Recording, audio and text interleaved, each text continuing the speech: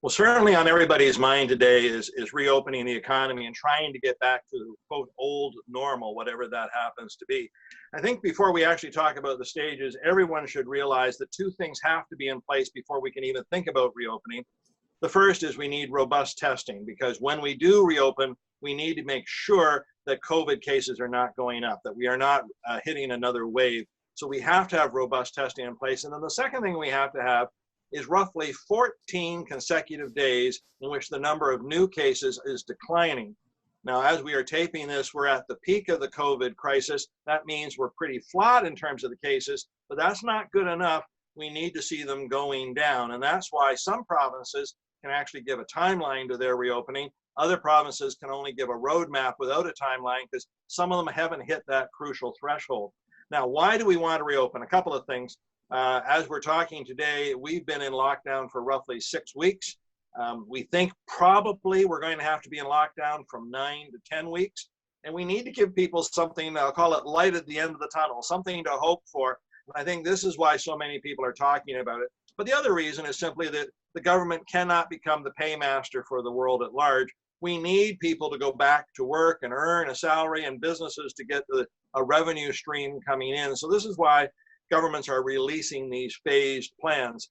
Most of the plans we're hearing about, whether it's Saskatchewan, Ontario, Quebec, or New Brunswick, involves 3 to 5 phases. And in phase 1, you reopen the businesses where social distancing is the easiest thing to do. Take a golf course. If you play golf with me, I'd see you at the tee and then I wouldn't see you again at the green. I'd take a whole different path than everybody else. No danger about us infecting each other.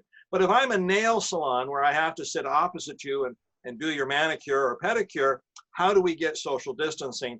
So it's possible it will not be in the first wave of reopening. And ultimately, we have to get businesses like an airport or airplanes back in the air. There is no way you can fly a half-full airplane and make money. So they're going to do it in phases. And the way it works is like this. We'll start a phase. These businesses, whatever they happen to be, will be allowed to be reopened. And then we'll have 2 weeks of monitoring, because the fear is we don't want the COVID cases to go up. I wasn't alive for it, but in 1918, it was the second wave of Spanish flu that did the biggest damage from a mortality standpoint rather than the first wave. We don't want a second wave.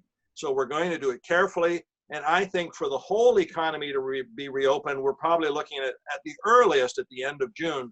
But I know if I'm a business person, I want to be in that first wave. My advice to them is pretty simple. Talk to your MPP and tell them what things you can do that allows your business to reopen. For instance, if I'm a restaurant, are you prepared to reopen at half capacity? That's a good thing to know. Are you prepared to have your staff wearing personal protective equipment? That could be a mask over the mouth, but it could be a face shield. It could be gloves. What are you prepared to do? Because if you leave it to the politicians, they're going to imagine your response. If you think you've got a way to deal with it, let them know. They may move you into an earlier wave of this.